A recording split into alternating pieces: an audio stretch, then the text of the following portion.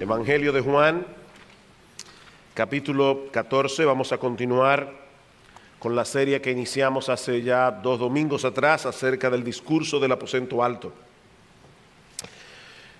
Dice así la palabra del Señor. Este es un pasaje sumamente conocido, muy citado, muy amado en el pueblo de Dios. No se turbe vuestro corazón. ¿Creéis en Dios? Creed también en mí. En la casa de mi Padre muchas moradas hay. Si así no fuera, yo os lo hubiera dicho. Voy pues a preparar lugar para vosotros, y si me fuere y os preparare lugar, vendré otra vez y os tomaré a mí mismo, para que donde yo estoy, vosotros también estéis. Y sabéis a dónde voy, y sabéis el camino. Le dijo Tomás: Señor, no sabemos a dónde vas. ¿Cómo pues podemos saber el camino? Jesús le dijo: yo soy el camino y la verdad y la vida. Nadie viene al Padre sino por mí. Si me conocieseis, también a mi Padre conoceríais, y desde ahora le conocéis y le habéis visto. De paso, hermanos, este es probablemente el pasaje de las Escrituras que más habla del Padre en una porción. 14 veces se menciona al Padre en estos 14 versículos. Felipe le dijo: Señor, muéstranos al Padre y nos basta. Jesús le dijo: ¿tanto tiempo hace que estoy con vosotros y no me has conocido, Felipe? El que me ha visto a mí ha visto al Padre. ¿Cómo pues dices tú, muéstranos al Padre? ¿No crees que yo soy en el Padre y el Padre en mí? Las palabras que yo os hablo no las hablo por mi propia cuenta, sino que el Padre que mora en mí, Él hace las obras. Creedme que yo soy en el Padre y el Padre en mí. De otra manera, creedme por las mismas obras. De cierto os digo, el que en mí cree, las obras que yo hago, Él las hará también. Y aún mayores hará, porque yo voy al Padre. Y todo lo que pidiereis al Padre en mi nombre, lo haré, para que el Padre sea glorificado en el Hijo. Si algo pidiereis en mi nombre, yo lo haré. Cuando leemos los evangelios, una de las cosas que nosotros vemos allí es que el Señor Jesucristo experimentó emociones muy similares a las de cualquiera de nosotros: alegría, tristeza, enojo, compasión, gozo, asombro. El Señor Jesucristo era 100% Dios y era 100% hombre. Sin embargo, hay una emoción muy común entre los seres humanos que el Señor Jesucristo nunca experimentó: autocompasión. Autocompasión. Jesús nunca sintió pena de sí mismo. Jesús nunca pensó: ay de mí, la gente no me entiende, la gente me rechaza, no me dan lo que merezco, me maltratan sin razón, a pesar de que todo el tiempo estoy haciéndoles bien. De hecho, hay una ocasión en los evangelios en que Pedro quiso arrastrar a Jesús al terreno de la autocompasión y fue severamente, duramente reprendido. ¿Recuerdan cuando estaban en Cesarea de Filipo y el Señor le anuncia a los discípulos que le era necesario ir a Jerusalén y padecer mucho de los ancianos, de los principales sacerdotes y de los escribas y ser muerto? Dice que Pedro lo toma aparte y le dice: Señor, ten compasión de ti. En ninguna manera esto te acontezca. Pero él, volviéndose, dijo a Pedro: quítate de delante de mí, Satanás. Me eres tropiezo, porque no pones la mira en las cosas de Dios, sino en las de los hombres. El Señor sabía que detrás de esa aparente empatía de Pedro había una tentación diabólica. La tentación de convencerlo de que el plan de Dios era cruel, de que el plan de Dios era demasiado duro. Pero Jesús confiaba plenamente en su Padre Celestial. Es por eso que aún en el huerto de Getsemaní, a pesar de la angustia de su corazón ante la perspectiva de la cruz, ¿cuál fue su petición final? Padre, que se haga tu voluntad, no la mía. que se haga tu voluntad. La gloria del Padre y la salvación de los suyos estaban por encima de su sentido de autopreservación. Todos nosotros tenemos un sentido de autopreservación y Jesús lo tenía. Pero su amor por la gloria del Padre, su deseo de salvar a los suyos, estaban por encima de ese sentido de autopreservación. Y eso es precisamente lo que nosotros encontramos en este pasaje que vamos a estudiar en la mañana de hoy. El Señor acaba de anunciar que hay un traidor entre ellos, como vimos la semana pasada, y que esa misma noche el apóstol Pedro negaría 3 veces que lo conocía. Jesús sabía que dentro de unas pocas horas sería arrestado, juzgado y condenado a morir en una cruz. Él sabía que no había otro camino para él que recibir sobre sí todo el aborrecimiento de una humanidad caída, todo el peso de la ira de Dios por nuestros pecados. Mis amados hermanos, si había alguien en el aposento alto de quien pudiéramos pensar que tenía razón para autocompadecerse, era Jesús. Pero no lo hizo. Él estaba preocupado más bien por consolar el corazón atribulado de sus discípulos. Versículo 1 otra vez: no se turbe vuestro corazón. No se turbe vuestro corazón. Es interesante notar que la palabra que se traduce aquí como turbaciones es la misma que aparece en el capítulo 13, versículo 21, cuando dice que Jesús se conmovió en espíritu. La misma palabra cuando anunció que uno de ellos lo iba a entregar. De manera, mis hermanos, que hay una agitación del alma que es perfectamente legítima, que no es pecaminosa, porque Jesús la experimentó, pero hay otra que no lo es. Hay otra que no lo es. Jesús estaba conmovido por el destino de Judas. Jesús estaba conmovido por la dureza de su corazón. Los discípulos, en cambio, estaban turbados por su incredulidad. Hay un dolor y una conmoción interna que fluyen del amor, la de Jesús, y otra que fluye de la falta de fe, la de los discípulos. No se turbe vuestro corazón, creed en Dios, creed también en mí.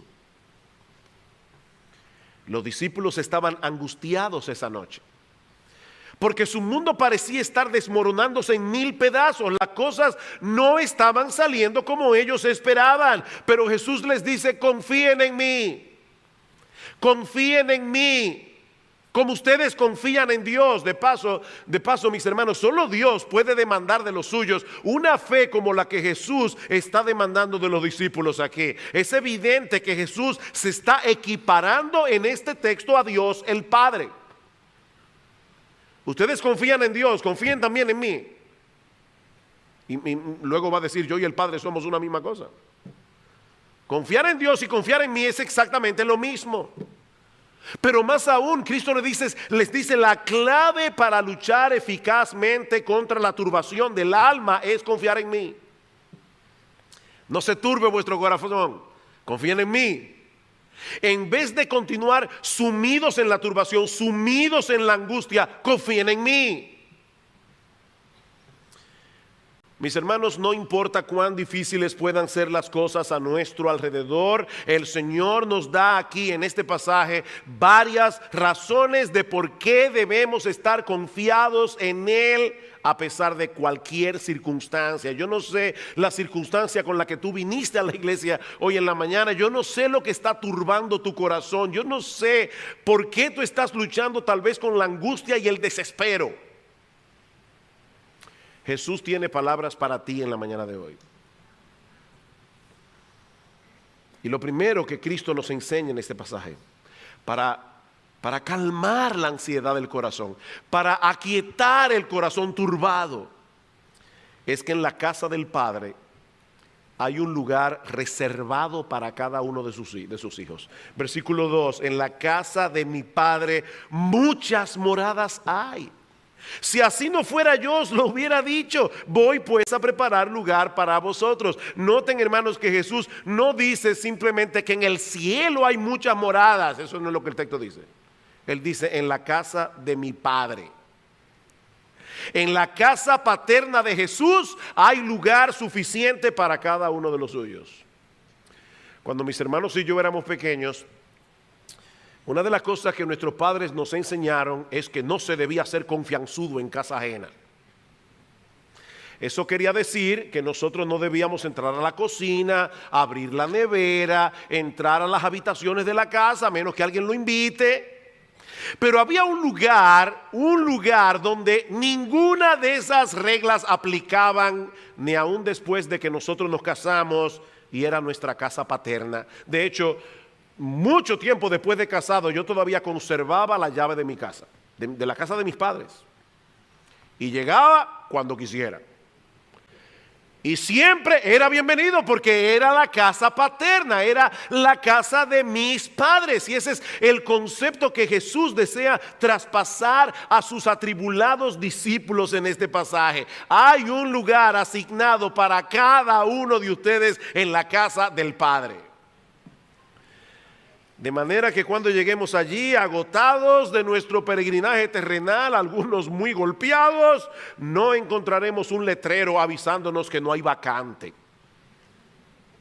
Ni van a decirnos que nuestro nombre no está registrado en el sistema. No, mis hermanos, cuando allá se pase lista, como dice un tradicional himno evangélico, tú puedes estar completamente seguro que tu nombre estará escrito allí. Cuando ya se pase lista, a mi nombre yo feliz responderé, si has descansado únicamente en Cristo para el perdón de tus pecados. Ahora, imagínense, hermanos, el consuelo que eso debió haber sido para el apóstol Pedro en ese momento. Y el consuelo que es para todos los que se ven a sí mismos tan impetuosos y tan frágiles en su fe como Pedro.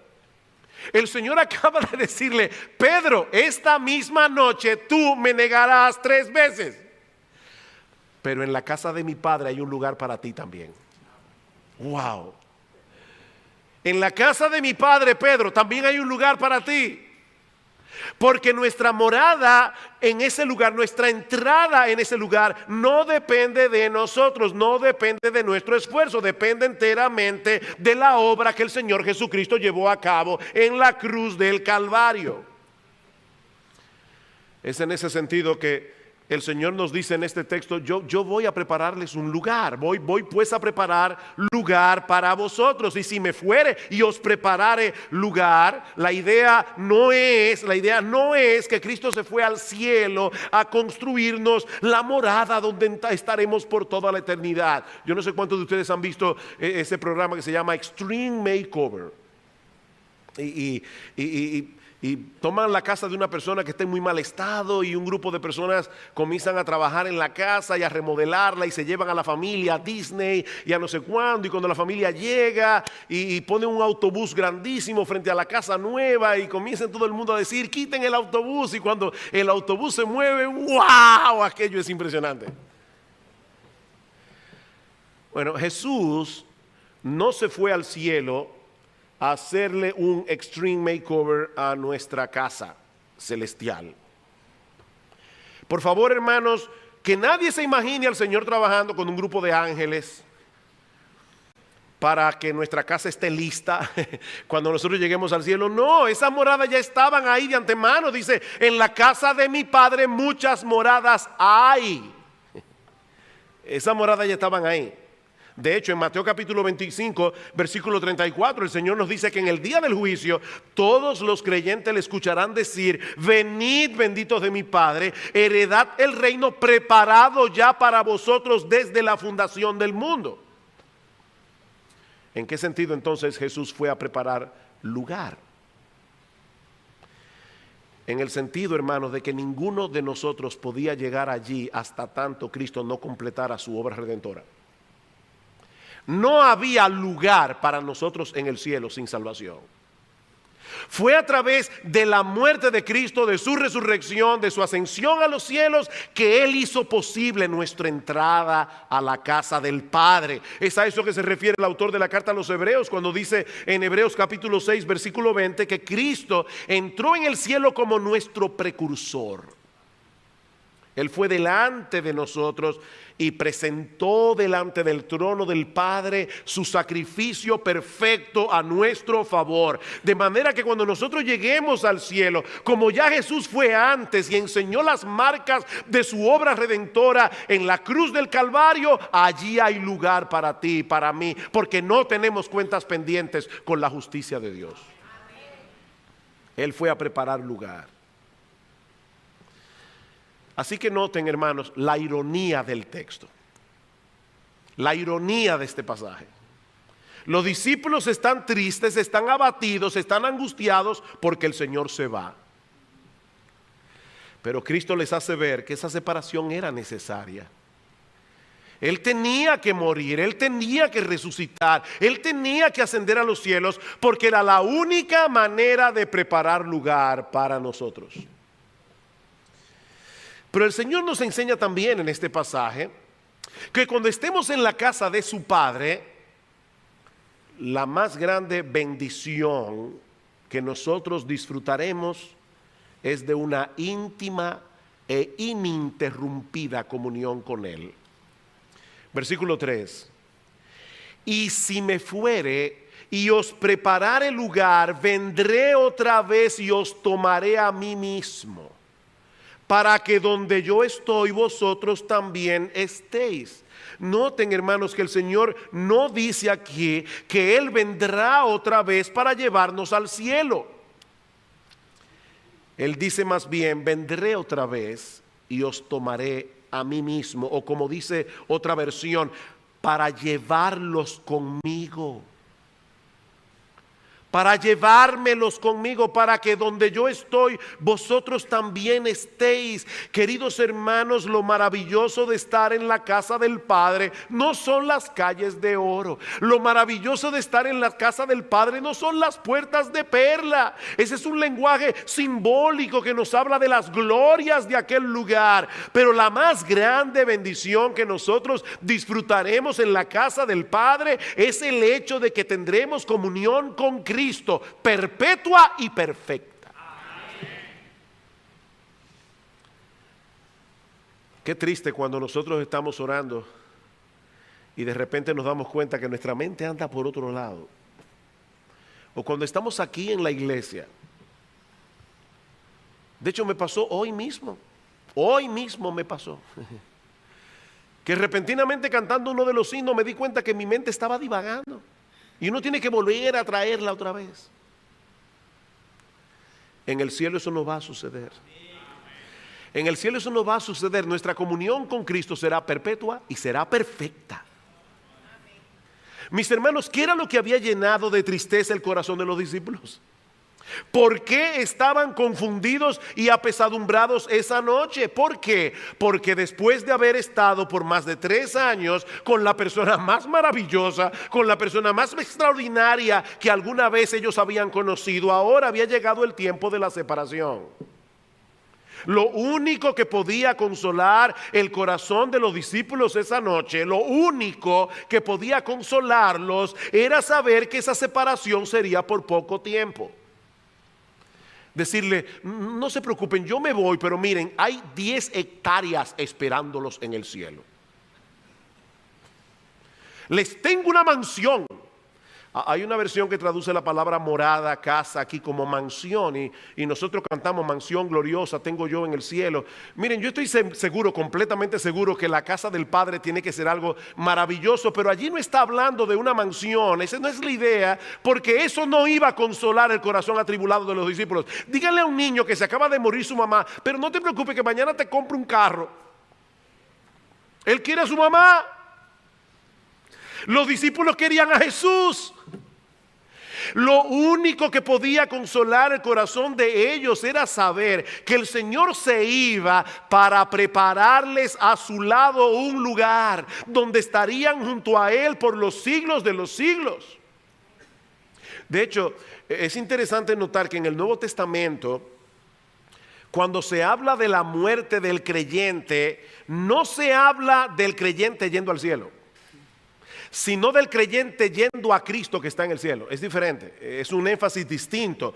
Por ejemplo, cuando el ladrón en la cruz le pidió al Señor, acuérdate de mí cuando vengas en tu reino. ¿Cuál fue la promesa del Señor? Hoy estarás conmigo en el paraíso. Hoy estarás conmigo en el paraíso. Sí, estarás en mi reino, pero lo más extraordinario es que estarás conmigo. Esa fue la petición de Cristo al Padre en Juan capítulo 17, versículo 24. Padre, aquellos que me has dado, quiero que donde yo estoy, también ellos estén conmigo, para que vean mi gloria que me has dado, porque me has amado desde antes de la fundación del mundo. Es por eso que para hombres como Pablo, la muerte no era aterradora. Confiamos y más quisiéramos, dice él en 2 Corintios, estar ausentes del cuerpo y presentes al Señor. Y escribiendo a los filipenses, desde su encarcelamiento en Roma, Pablo se ve en la disyuntiva de ser condenado o ser absuelto. No sé cuál será el veredicto, dice Pablo, y si me ponen a mí a elegir, yo no sé qué escoger. Porque de ambas cosas estoy puesto en estrecho, teniendo deseo de partir y estar con Cristo, lo cual es muchísimo mejor. Muchísimo mejor. Así que no hay razones, mis hermanos, para estar turbados. En la casa del Padre hay un lugar reservado para ti, si eres creyente. Hay un lugar reservado para ti, tiene tu nombre. Tú estás en esa lista. Tú estás en esa lista. Cuando allá se pase lista, tu nombre va a estar ahí. En la casa del Padre hay un lugar reservado para cada uno de los suyos. Y allí disfrutaremos de una comunión ininterrumpida con nuestro Señor y Salvador Jesucristo. Cualquiera esperaría que en este punto de la conversación los discípulos ya hubieran comenzado a comprender algunas de las cosas que el Señor les ha dicho. Por eso le dice en el versículo 4, y sabéis a dónde voy y sabéis el camino. Eso no era algo desconocido para ellos, pero hermanos, lamentablemente hay momentos en que uno está tan turbado que ni siquiera puede procesar muy bien las cosas que sabe. ¿No es así? Hay momentos que uno está tan turbado que aún verdades que son elementales, uno las olvida por la turbación. Y eso le pasó a los discípulos, versículo 5. Le dijo Tomás, Señor, no sabemos a dónde vas. ¿Cómo pues podemos saber el camino? Perdóname, Tomás, que tú no sabes para dónde voy. Y no he dicho ya en varias ocasiones que vuelvo a la casa del Padre para prepararles un lugar. Pero esta pregunta de Tomás, fruto de la incapacidad de los discípulos de entender las enseñanzas del Señor, porque su mente estaba muy turbada con muchas cosas, dio pie a una de las declaraciones más extraordinarias en el Evangelio de Juan. Versículo 6, Jesús le dijo, yo soy el camino y la verdad y la vida, nadie viene al Padre sino por mí. Y eso nos lleva de la mano a la tercera razón que encontramos en este pasaje para estar confiados y tranquilos en el Señor, sin importar las dificultades que puedan haber a nuestro alrededor. Y es que los creyentes en Cristo nos dirigimos con toda seguridad. Escuchen, hermanos, con toda seguridad a la casa del Padre, porque Jesús mismo es el camino. Mis hermanos, si nuestra salvación dependiera de nuestras obras, de nuestras buenas obras, si nuestra salvación dependiera de nuestra fidelidad en nuestro servicio al Señor, nunca pudiéramos estar seguros de haber llenado la medida. ¿Y cómo yo sé que ya yo hice suficientes buenas obras como para que me acepten en el cielo? ¿Cómo yo sé que la fidelidad que yo tengo por el Señor es lo suficientemente fuerte ante los ojos del Señor como para que Él me diga, sí, mi hijo, ven, entra? Hermanos, si nuestra salvación dependiera de nuestro esfuerzo, ¿cómo podemos saber que llegamos al estándar? ¿Cómo lo sabemos? No podríamos saberlo. Pero todo aquel que ha confiado únicamente en Cristo para el perdón de sus pecados puede estar absolutamente seguro de que terminará en la casa del Padre. Seguro, porque Jesús es el camino. Él es el camino. Él es el camino que nos lleva hacia allí, el único camino. Nadie viene al Padre sino por mí. Nadie. No es por Buda, no es por Mahoma, no es por Lao Tse, no es por tus buenas obras, no es por tu decencia, no es por tu religión. Nadie viene al Padre sino por mí. No existe la menor posibilidad de que alguien llegue a la presencia de Dios por otra vía. Y yo sé que eso suena muy ofensivo en esta época pluralista en que nos ha tocado vivir, donde todo es válido, pero Jesús fue todo lo exclusivo que Él pudo haber sido con sus palabras. Juan 8:12, yo soy la luz del mundo. El que me sigue no andará en tinieblas, sino que tendrá la luz de la vida. ¿Saben lo que está diciendo el Señor aquí? Yo soy la única luz que este mundo tiene. La única. El que no anda conmigo está en tinieblas. Juan capítulo 10, yo soy la puerta de las ovejas. Todos los que antes de mí vinieron ladrones son y salteadores. Yo soy la puerta. El que por mí entrare será salvo. Es a través de mí y de nadie más. Mi amigo, todas las otras vías de acceso que pretenden usar los hombres para llegar a la presencia de Dios están bloqueadas. Están bloqueadas. Todas las demás religiones, tus buenas obras, tu decencia, el que tú no eres tan malo y tan corrupto como otras personas, todas esas vías están bloqueadas. Hay un solo camino para llegar al Padre, y no es una doctrina, no es una filosofía, es una persona. Es una persona. Es aquel que siendo Dios se hizo hombre y dio su vida en una cruz, pagando así la deuda de todos aquellos a quienes Él vino a salvar. Fuera de Él no hay salvación. Mi amigo, Jesús no vino al mundo para señalarnos por dónde se iba al Padre. A veces uno está perdido y le pregunta a alguien, ¿cómo se llega a tal sitio? Bueno, tú tomas por allí y vas por acá. Jesús no vino al mundo para darnos una indicación de cómo llegar al Padre. No. Tampoco vino simplemente como un maestro para enseñarnos la verdad. Hay personas que dicen Jesús, de hecho yo mismo llegué a decir eso cuando era inconverso, Jesús fue un hombre adelantado para su época. Un gran maestro. No. Digo, fue un gran maestro. Pero Él no vino simplemente como un maestro. Tampoco vino a mostrarnos qué debíamos hacer para alcanzar la vida eterna. ¿Recuerdan la pregunta del joven rico? Maestro bueno, ¿qué haré para heredar la vida eterna? Jesús no vino a eso.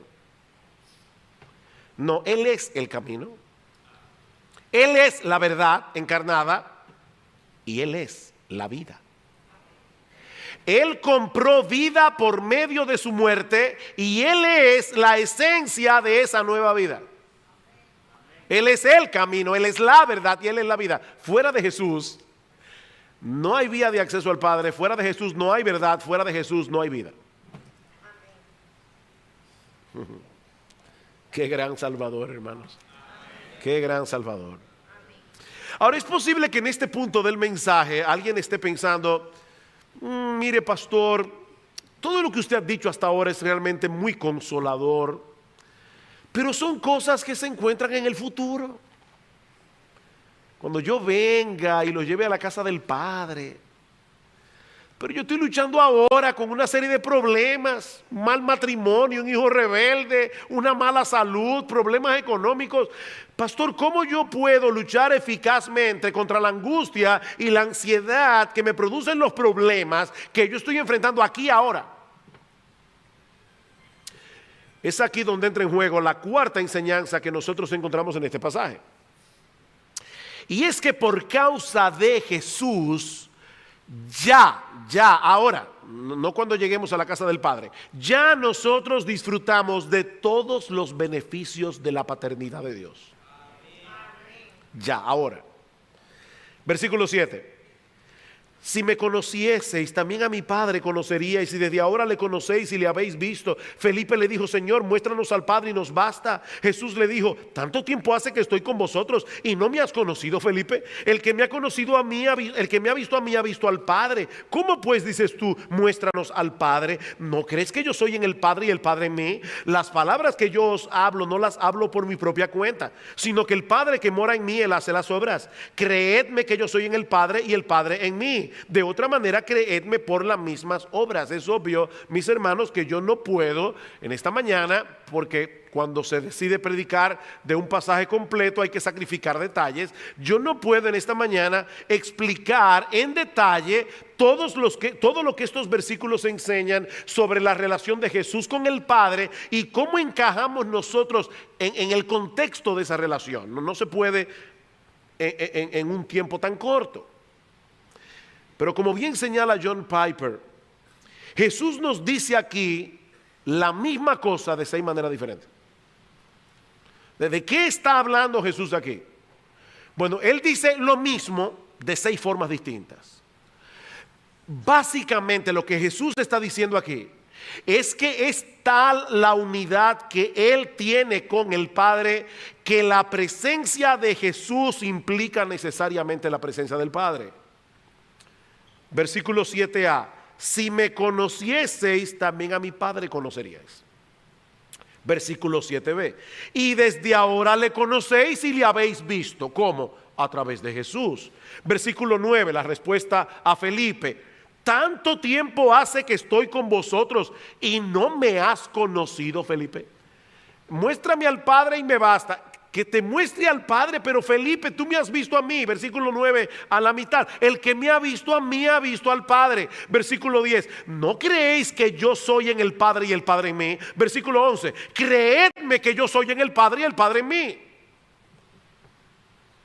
Ese trasfondo monoteísta de los discípulos les dificultaba entender en este momento histórico de la redención la doctrina de la Trinidad. Un Dios que subsiste en 3 personas: el Padre, el Hijo y el Espíritu Santo. 3 personas, un solo Dios. De ahí la insistencia del Señor en hacerles ver la profunda unidad que existe entre el Padre y el Hijo. Y a pesar de la complejidad de lo que Jesús está diciendo aquí, y de hecho es un pasaje bastante complejo, algo queda bien claro cuando uno lee estos pasajes: que Jesús no solo revela plenamente al Padre. Nadie conoció al Padre sino el que descendió del cielo, el que revela al Padre. Jesús no solo revela plenamente al Padre, sino que al mismo tiempo hace posible una comunión íntima con Él aquí y ahora. Vamos camino a la casa del Padre, pero desde ya disfrutamos el enorme privilegio de conocer al Padre, el enorme privilegio de tener comunión íntima con el Padre. Eso lo explicaremos con más detalle la semana que viene, cuando hablemos del papel que juega el Espíritu Santo en todo esto, ahora que Jesús se va físicamente de este mundo. Pero escuchen lo que dice el Señor en los versículos 20 al 23 del capítulo 14. En aquel día vosotros conoceréis que yo estoy en mi Padre y vosotros en mí y yo en vosotros. El que tiene mis mandamientos y los guarda, ese es el que me ama. Y el que me ama a mí será amado por mi Padre. Mi hermano amado, con todas tus imperfecciones, tú amas a Jesús. Tú amas a Jesús. ¿Es Jesús el objeto de tu adoración? ¿Es Jesús el objeto de tu fe con todas tus imperfecciones? Pues escucha otra vez: el que me ama será amado por mi Padre, y yo le amaré y me manifestaré a él. Le dijo Judas, no el Iscariote: Señor, ¿cómo es que te manifestarás a nosotros y no al mundo? Respondió Jesús y le dijo: el que me ama mi palabra guardará, y mi Padre le amará, y vendremos a él y haremos morada con él. Nosotros somos templos de Dios. Dios mora en nosotros. Así como Jesús mora en nosotros por su Espíritu, porque donde está Jesús, está el Padre. Por tanto, mis hermanos, por causa de Jesús, ya nosotros disfrutamos aquí y ahora del cuidado tierno, sabio, amoroso, compasivo de nuestro Padre Celestial. De paso, no deja de llamarme la atención que esto es teología profunda.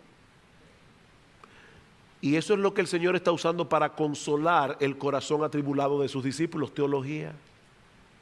Hay personas que cuando están en aflicción y uno viene con la palabra y trata de compartir algunas verdades de la palabra, la reacción es: no me hable de teología, yo estoy muy triste, no me salga con eso. Hermanos, es la teología, es la verdad bíblica la que el Espíritu Santo usa para consolar nuestro corazón. La teología no es para estudiar en una academia y uno decir que uno es muy inteligente y que sabe mucha Biblia. Es que eso es lo que Dios usa para traer consuelo al corazón atribulado. Queridos hermanos, yo no sé cuáles son las circunstancias por las que ustedes están atravesando en este momento y qué puede estar provocando en ti una lucha en tu corazón con la ansiedad, con la angustia, con la turbación de espíritu. Pero recuerda, mi amado hermano, que si tú eres cristiano, tú tienes un Padre en los cielos que cuida de ti como a la niña de sus ojos. Tú tienes un Padre en los cielos. Un Padre que te tiene en este mundo todavía para cumplir un propósito extraordinario.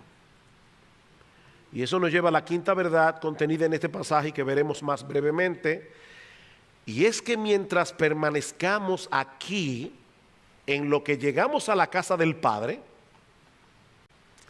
Él hará por medio de nosotros, oye bien, óyeme bien, mi hermano, mi hermana, Él hará por medio de nosotros obras mayores que las que hizo Jesús durante su ministerio terrenal. ¿Oíste eso? Versículo 12. De cierto os digo, el que en mí cree, las obras que yo hago, Él las hará también. Y aún mayores hará, porque yo voy al Padre.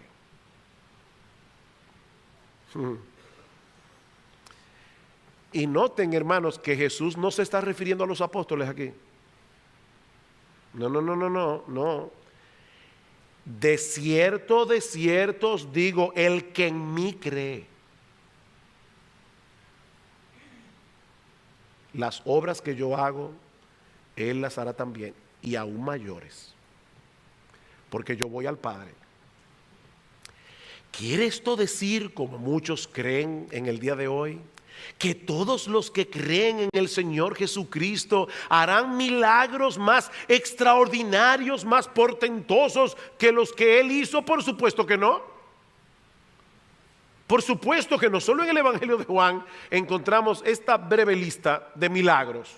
Jesús convirtió agua en vino, capítulo 2. Jesús sanó a la distancia al hijo de un oficial, capítulo 4. Jesús sanó a un paralítico de nacimiento, capítulo 5. Jesús alimentó a 5,000 personas con 5 panes y 2 peces, capítulo 5 otra vez. Jesús caminó sobre las aguas, capítulo 6. Jesús sanó a un ciego de nacimiento, capítulo 9. Jesús resucitó a Lázaro después de 4 días de muerto, capítulo 12. Y eso solo en el Evangelio de Juan. Es evidente que nadie puede hacer milagros más portentosos que los que hizo Jesús. Entonces, ¿qué significa eso? Bueno, para poder entender a qué se refiere el Señor aquí, tenemos que volver atrás a la respuesta que le da a Felipe en el versículo 10. ¿No crees que yo soy en el Padre y el Padre en mí? Y ahora pongan atención, las palabras que yo os hablo, no las hablo por mi propia cuenta, sino que el Padre que mora en mí, Él hace las obras.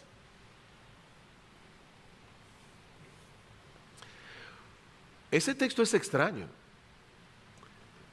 si lo leen otra vez, uno esperaría, por la lógica del razonamiento, que el Señor dijera algo como esto: las palabras que yo os hablo, no las hablo por mi propia cuenta, sino que el Padre que mora en mí, Él me dice lo que yo debo hablar. Porque está hablando de palabras. Pero eso no es lo que dice el texto. Lo que el Señor le dice a Felipe es que Dios el Padre está haciendo su obra en el mundo por medio de las palabras de Cristo. Las palabras que yo os hablo, no las hablo por mi propia cuenta, sino que el Padre que mora en mí, Él hace las obras a través de esas mismas palabras. Como bien señala el comentarista Hendrickson, siempre que Jesús habla, el Padre actúa por medio de sus palabras. Cuando Jesús habla, el Padre actúa. Pero ahora que Jesús se va, ¿qué va a suceder con el plan de redención? ¿Dejará Dios de obrar en el mundo? Por supuesto que no, hermanos. Ahora que Jesús regresa al Padre, los discípulos harán obras mayores que las suyas. ¿Saben por qué? Porque ahora la presencia de Jesús no se limita a un solo lugar. Ahora Jesús, por su Espíritu, mora en todos los creyentes alrededor de todo el mundo. Y esos creyentes pueden, en el poder del Espíritu Santo, proclamar la obra ya completa de redención a través de la predicación para la salvación de los pecadores. Es por eso que el Señor le dice a los discípulos en el capítulo 14, versículo 1: en la casa de mi Padre muchas moradas hay. Señor, pero aquí nada más vemos 11 discípulos en el aposento alto. ¿Y para quién son todas esas muchas moradas? Porque el Señor sabía que su obra se iba a expandir a través de todo el mundo. Iba a haber millones de todo pueblo, lengua, tribu y nación que se iban a convertir a través de la predicación de la palabra por esos discípulos en los cuales ahora mora Jesús por su Espíritu. Hermanos, por extraño que parezca, durante el ministerio terrenal de Jesús, la obra de redención estaba incompleta. Porque Él no había muerto todavía. Él no había resucitado. Él no había ascendido a los cielos todavía. De manera que nosotros que vivimos del otro lado de la cruz, tenemos una mayor oportunidad que el mismo Jesús para alcanzar a los perdidos con el Evangelio, al proclamarles lo que Cristo hizo ya para salvar a pecadores. Nosotros estamos en una mejor posición que Jesús. Comparen esta declaración del Señor en Juan 14 con lo que Él mismo dice en Juan 5.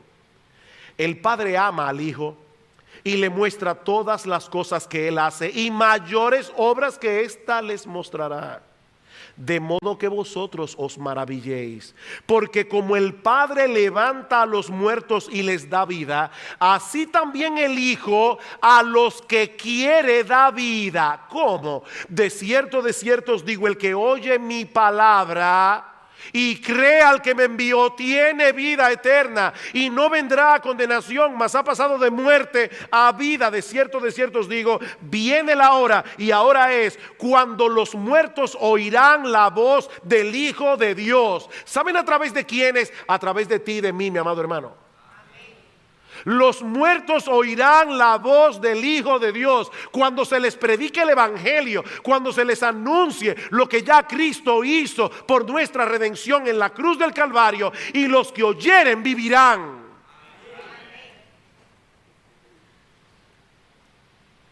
Piensen, hermanos, en lo que sucedió en el día de Pentecostés cuando nació la iglesia.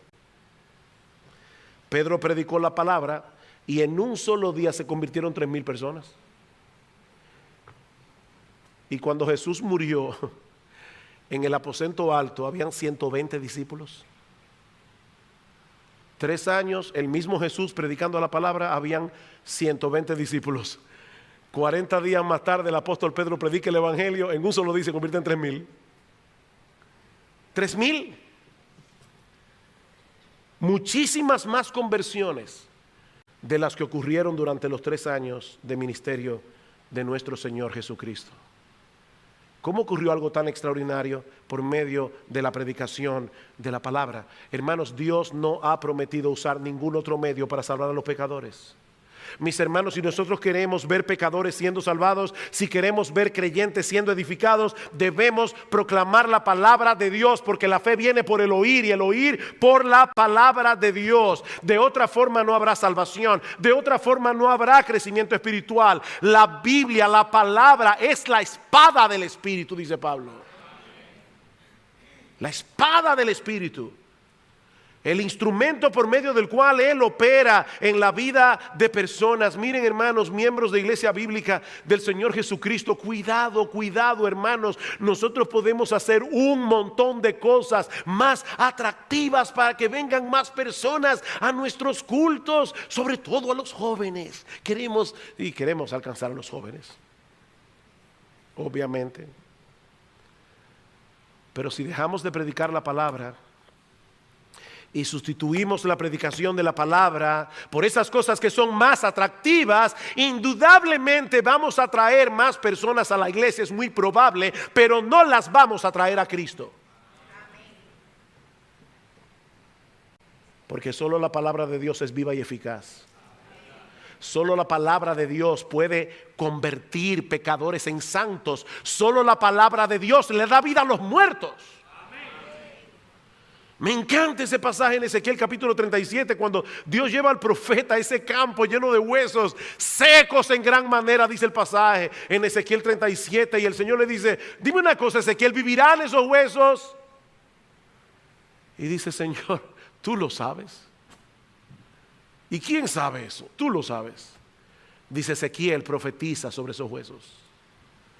Ezequiel, predícales la palabra. Y dice que cuando Ezequiel comenzó a predicar la palabra, dice que los huesos comenzaron a juntarse con los huesos, y luego comenzaron a subir tendones y músculos y piel, y de repente había un ejército de hombres y mujeres de pie ante Dios allí, adorando al que vive por los siglos de los siglos. ¿Cómo ocurrió eso? Por el poder de la palabra de Dios.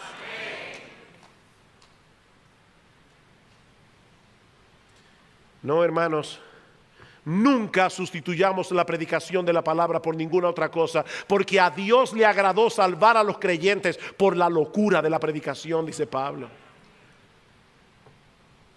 Y es en ese contexto que ahora el Señor nos promete proveernos todos los recursos que necesitamos para llevar a cabo esa tarea que se nos ha encomendado. Versículo 13: y todo lo que pidiéramos al Padre en mi nombre, lo haré para que el Padre sea glorificado en el Hijo. Si algo pidiereis en mi nombre, yo lo haré. ¿Qué está diciendo el Señor aquí? Prediquen el Evangelio. Él no está hablando de otro tema. No fue que de repente dijo: y vamos a hablar de la oración. No. Él está diciendo: prediquen el Evangelio. Testifiquen del poder transformador del Evangelio a través de vuestras propias vidas. Persuadan a los hombres a venir a Cristo en arrepentimiento y fe, pero no lo hagan en vuestras propias fuerzas. No lo hagan en vuestras propias fuerzas. Todos los recursos que ustedes necesitan para llevar a cabo esa obra están a vuestra disposición, pero pídanla. Pídanlos en mi nombre, descansando únicamente en los méritos míos, procurando únicamente mi gloria. Es a eso que se refiere en mi nombre. No es que al final digamos en el nombre de Jesús como si fuera una palabra mágica, abracadabra. No es que lo hagan en mi nombre, es basados en los méritos míos, es buscando mi fama, es buscando mi gloria.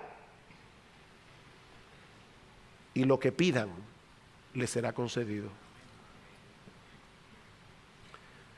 Por eso es tan importante, hermanos, el culto de oración en medio de la semana. Nosotros venimos aquí a decirle: Señor, te necesitamos. Este domingo vamos a predicar la palabra y nosotros queremos ver muertos que vengan a la vida. Señor, suplicamos tu ayuda. En conclusión, mis hermanos, si hay una persona en el mundo que no tiene razón para sentir lástima de sí mismo, es el cristiano. No lo olviden, Cristo nunca sintió autocompasión. Si hay alguien que puede luchar eficazmente contra la angustia y la turbación a pesar de las dificultades, es el que ha puesto toda su confianza en aquel que se presenta a sí mismo como el camino, la verdad y la vida. quiere el Señor que muchos aquí en esta mañana, a la luz de la enseñanza de este pasaje, puedan levantar las manos caídas, las rodillas paralizadas y seguir corriendo su carrera hacia la casa del Padre con los ojos puestos en Jesús, el autor y el consumador de nuestra fe. Y mi amigo, si tú estás aquí sin Cristo, recuerda que nadie, absolutamente nadie podrá llegar nunca a la presencia de Dios por otro camino que no sea Él. Alguien dijo una vez que una persona puede ir al cielo sin salud, sin riquezas, sin fama, sin un gran nombre, sin mucho conocimiento, sin trabajo, sin cultura, sin bellezas, sin amigos y sin 10,000 otras cosas. Pero nunca podrá ir al cielo sin Cristo. No hay muchos caminos para llegar al cielo, solo uno. Porque en ningún otro hay salvación. Porque no hay otro nombre bajo el cielo dado a los hombres en que podamos ser salvos.